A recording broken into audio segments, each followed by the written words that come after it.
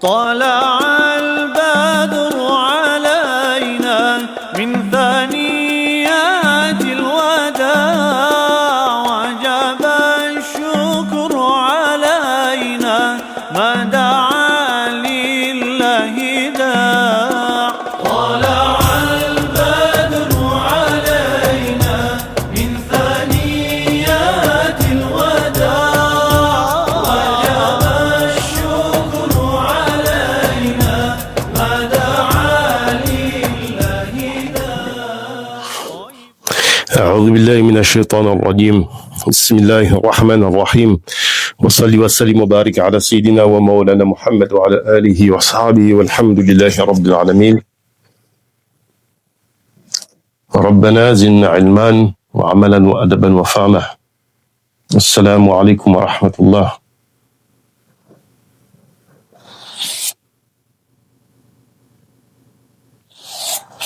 On va donc commencer sur le compte Russail des cours succincts sur le fiqh du mariage. Pour cela, on va s'appuyer sur le livre Muqaddimat al-Izziya en faisant une explication simple, vraiment très simple, qui pourra servir à toute personne qui n'aura pas assisté au séminaire que donne Russail en partenariat avec l'Institut d'Aratou Bataverni, qui seront des séminaires avec des cours beaucoup plus approfondis, beaucoup plus développés. Ici, l'objectif, c'est que les gens, quand ils ont des questions simples, ils puissent y trouver des réponses. Et c'est pour ça qu'on va se baser justement sur cet ouvrage, qui est une introduction à ce chapitre-là, en abordant beaucoup de questions concernant le chapitre du mariage. On va donc faire simple, hein. Et comme vous pouvez le constater, la partie que l'on va lire, commenter, expliquer, sera affichée, en espérant que ça soit assez clair sur l'écran. Et si ça ne l'est pas, il est tout à fait possible de contacter Russail, que ce soit sur TikTok ou Instagram, en DM pour avoir un PDF. Et bien sûr, ce texte-là est aussi disponible en PDF sur Internet. Et il est toujours bien aussi d'avoir un format papier. Et c'est là aussi accessible dans les différentes librairies de France et d'Île-de-France. Sans plus tarder, on va donc aborder ce chapitre, qui est le huitième chapitre de Muqaddimat al-Izziya, qui traite justement Bab al-Thamin fi shay, du huitième chapitre, qui aborde min al-masail nikah wa talaq, qui traite de quelques questions relatives au nikah, au mariage et au talaq.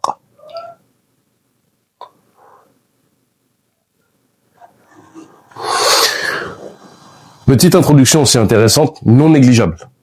Le chapitre du mariage dans le madhhab maliki, en règle générale, se trouve dans les différents ouvrages de fiqh, en fin des chapitres qui traitent des adorations.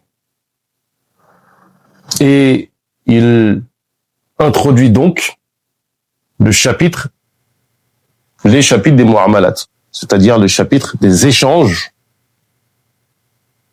de tout ce qui relève en fait du social, de comment on organise la société. Parce qu'effectivement, le mariage a une dimension adoration et une dimension sociale. C'est pour ça que, dans un premier temps, la première chose qu'on va traiter, c'est la dimension adoration du mariage, à savoir le statut du mariage. Et ensuite, on sera surtout sur des questions qui sont contractuelles, de ce qui est valide ou invalide d'un point de vue du contrat du mariage. Pas que, mais principalement, c'est de ça dont on va traiter. Cette information, elle est fondamentale. je tiens à la faire, même si on va rester quand même sur une explication succincte du texte, mais je tiens à la faire. Pourquoi? Parce que souvent, les gens ne comprennent pas que ici, on est beaucoup sur des questions on va dire de se mettre d'accord, et que une fois qu'on s'est mis d'accord, il n'y a pas de problème en fait. La plupart des cas qui vont être traités, où on dit que ça c'est annulé, que dans ce cas-là, si on ramène l'affaire devant le juge, voilà comment ça va être traité. Il faut savoir en fait qu'on revient à des cas de litige. Tant qu'il n'y a pas de litige, on peut s'arranger. Amman nikah, quant au nikah, فمعناه في اللغة دخول شيء في شيء. Quant au nikah, son sens dans la langue, c'est-à-dire dans la langue arabe, c'est le fait qu'une chose rentre dans une autre. Qu'une chose rentre dans une autre. Et donc, par conséquent, elles sont liées. Parce que les deux choses, l'une est rentrée dans l'autre. Et donc, en fait, il y a un lien qui est établi entre elles. يقال, on dit, نكحت الحصاة أخفاف الإبل.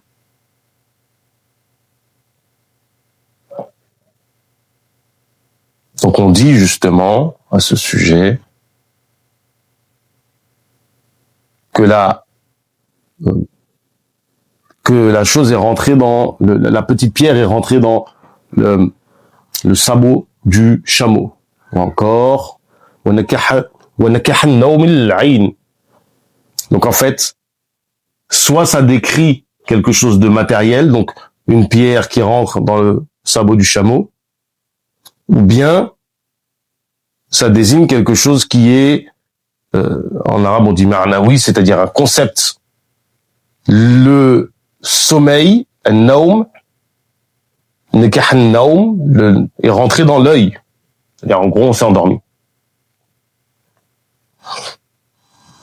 Donc nikah veut dire qu'une chose rentre dans une autre. Ainsi il y a un lien. Comme vous voyez, la pierre qui est rentrée dans le sabot du chameau, si on ne la retire pas, elle reste dedans. Ou encore, le sommeil, quand il rentre dans l'œil, on est fatigué, on dort.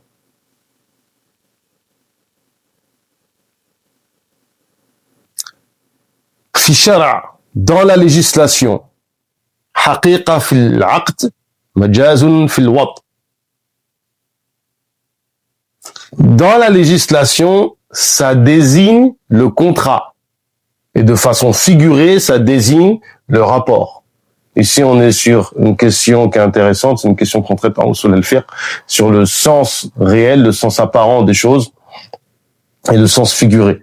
Donc en fait, ce qu'on comprend ici, c'est la chose suivante, c'est qu'en fait, le terme nikah désigne la pénétration d'une chose en une autre. En l'occurrence, ici, on parle en fait du rapport intime. Et donc, que légalement, le nikah désigne le contrat.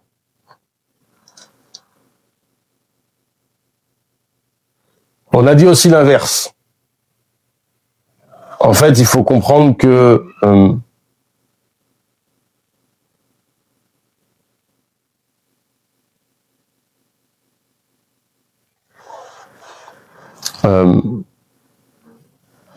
pourquoi est-ce qu'on dit ça?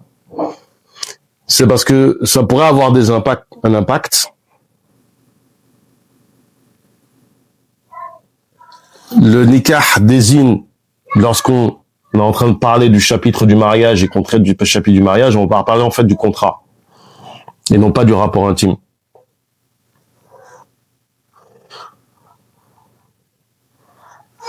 Donc le mot nikah est le nom qui désigne le contrat réellement, d'un point de vue légal, d'un point de vue légal toujours, ça désigne de manière figurée le rapport intime. Donc le terme qu'on utilise pour la consommation du mariage, c'est dukhul, ou bien bina, le fait que la chose soit confirmée.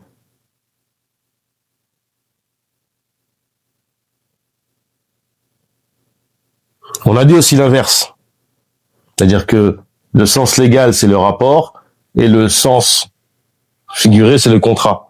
Et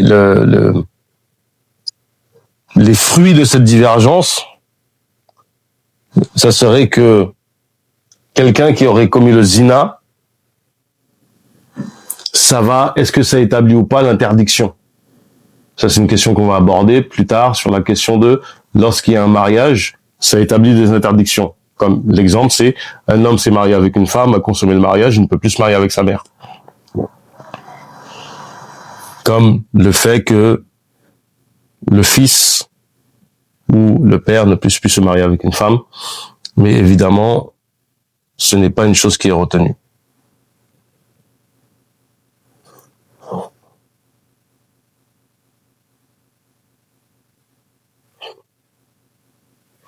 Malik a dit, qala Malik, an-nikah mustahab.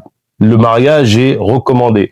Et là, ici, on aborde directement la question du statut du mariage. Et donc, ce statut-là, c'est ça qui est important, c'est ça qui nous permet de dire que le mariage est une adoration, c'est qu'il est recommandé. Donc, ça rentre dans le champ des choses qui, si tu le fais, tu as une récompense. Si tu le fais, tu as une récompense. Et c'est là où, justement, il y a un intérêt à commencer par cela, c'est que l'on sait maintenant pourquoi est-ce que le chapitre du mariage chez les Malikis est à la fin du chapitre des adorations, parce qu'en fait, c'est classé parmi les adorations. On redétaillera cette question qu'on abordera d'ailleurs, la question du divorce. Donc, il est recommandé. On a divergé sur cette question. On a divergé en disant que, à notre époque, non, ce n'est pas recommandé. Certains ont dit تركه والاشتغال بالعبادة مخافة عدم القيامة لحقوق الزوجة. Donc ils ont dit que c'est préférable de délaisser le mariage et de se concentrer, de s'occuper par les adorations, de craindre de ne pas donner son droit à la femme, à l'épouse. Afdal, et le meilleur c'est, certains ont dit وقال بعضهم تزوجوا أفضل, le mieux c'est de se marier. ويجتهدوا في الحلال ما قدر فإن لم يجد فالمتشابه. Et s'ils ne trouvent pas ce qui est halal, ils prennent ce qui est mutashabih, ce qui est équivoque.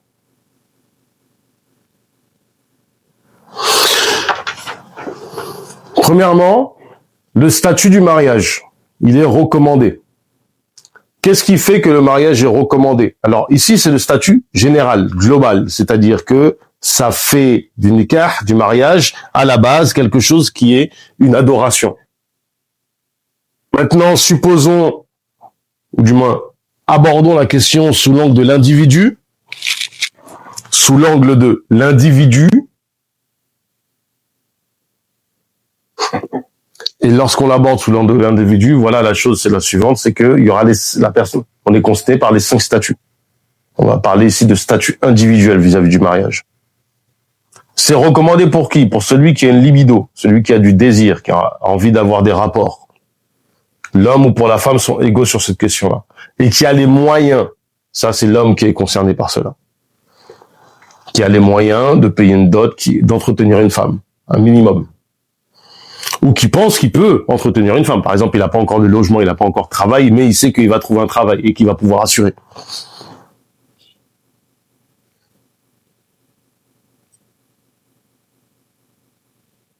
C'est obligatoire dans le cas où l'homme craint le zina. Il a peur de tomber dans la fornication. Dans ce cas de figure, s'il a les moyens financiers, c'est obligatoire. S'il n'a pas les moyens financiers, l'avis mu'tamad, celui qui est retenu, celui par lequel on donne la fatwa, c'est que même dans ce cas-là, c'est obligatoire de se marier. Évidemment, ici, la femme fera tomber son droit au sujet, pas de la dot, mais plutôt de son entretien. On reviendra sur la question de l'entretien, de la nafaqa. Et donc, son entretien, elle peut soit en faire cadeau, une sadaqa, en disant, bon, pendant 1 an, tu ne travailles pas parce que tu vas chercher du travail, ou du moins, je me marie avec toi, c'est pas grave pour mon entretien, jusqu'à ce que tu trouves du travail, ben, j'assure moi-même, en fait, les dépenses. Ou alors elle dit, bon bah, elle va en faire une dette. Parce que on reviendra dessus, mais les dépenses vis-à-vis de sa femme, c'est une obligation, c'est un droit de la femme, et donc ça devient une dette.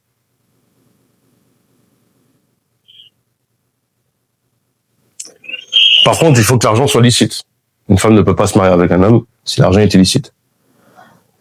Elle n'a pas le droit d'accepter, plutôt, c'est pas qu'elle ne peut pas, c'est qu'elle n'a pas le droit d'accepter de l'argent illicite.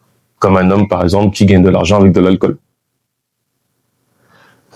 Ensuite vient le statut du mubah.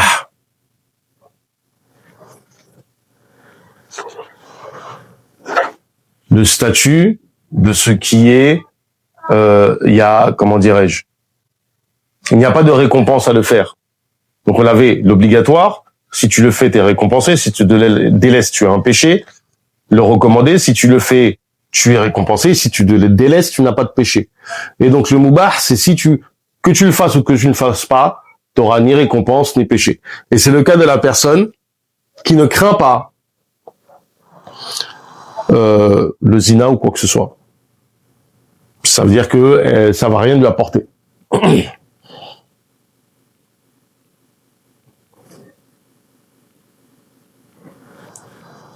Ici, on doit s'arrêter sur une chose importante, c'est que on a dit c'est la libido qui établit que c'est recommandé pour l'homme comme pour la femme.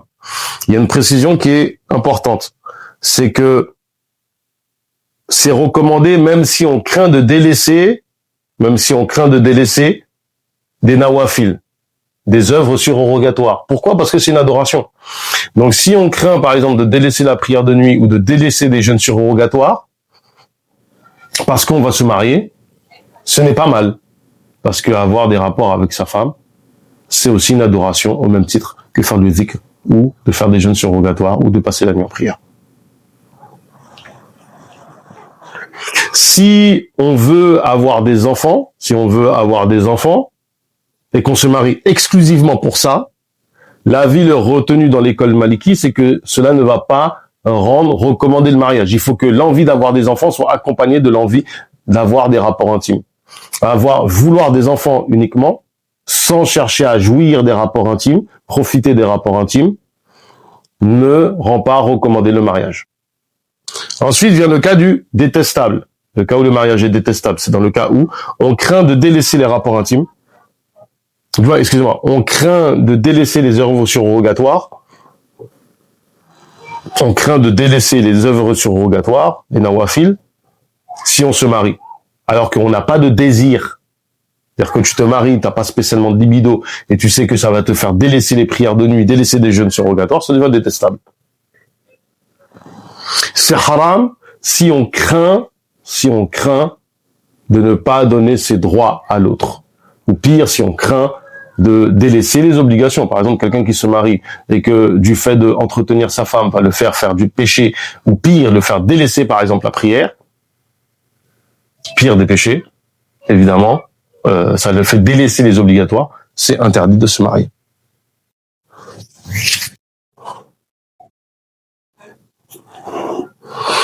On a divergé donc sur le mariage à notre époque. Ici, ce statut-là, cette divergence, en fait, elle date plus ou moins du 4e siècle de l'Hégire, 3e, 4e siècle de l'Hégire. Donc, quand il dit à notre époque, en fait, l'imam al-Manoufi, qui est l'auteur de cet ouvrage-là, qui est un savant du 10e siècle de l'Hégire, 10e, 11e siècle de l'Hégire,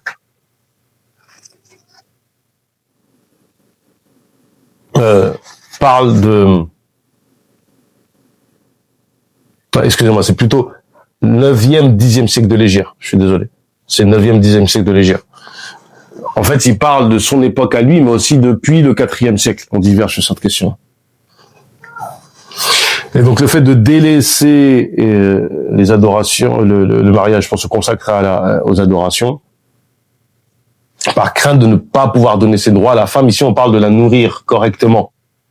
On parle de kasbul halal, d'obtenir en fait ce qui est licite et de pouvoir lui donner ses droits. Et le meilleur évidemment, c'est l'avis de base que c'est recommandé. C'est parce qu'effectivement, le halal est devenu difficile à obtenir. Et donc, sur le halal, qu'est-ce que le halal? Le halal, c'est ce dont on est sûr de la source licite, ou bien qu'on ignore la source.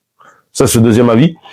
Du moins, c'est le deuxième avis. Cette deuxième définition, cette deuxième partie de la définition est venue justement à cette époque-là où on a allégé les choses pour les gens. C'est si tu ne sais pas à l'origine, prenons l'exemple que tu vas acheter dans une boutique des fruits et tu ne soupçonnes rien, c'est-à-dire que toi, pour toi, ton boutiquier, ton commerçant a juste s'est fourni en fruits, tu achètes les fruits, tu sais pas d'où ils sont originaires, mais ça se trouve en fait, il a acheté des fruits qui ont été volés. Il a aucune idée. Et toi, tu n'en as aucune idée. Tu es totalement ignorant. Ben, dans ce cas de figure, c'est totalement licite pour toi. C'est ça qu'on appelle le licite ici.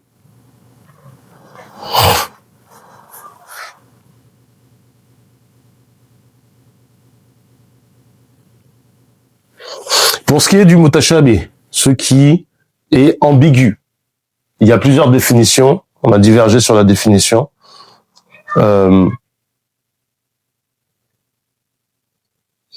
L'avis qui est de base qui est retenu, c'est ce dont on a un doute, ce dont on a un certain doute.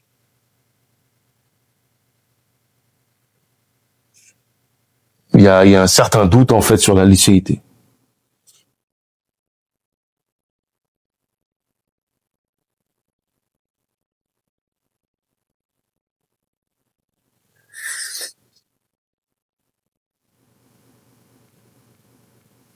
On a dit aussi, c'est ce sur quoi les savants divergent.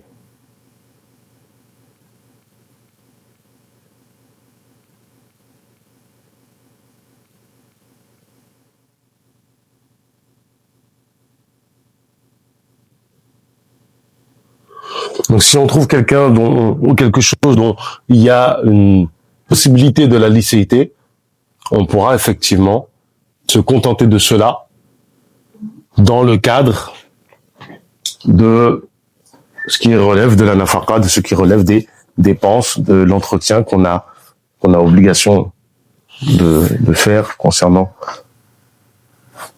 nos épouses.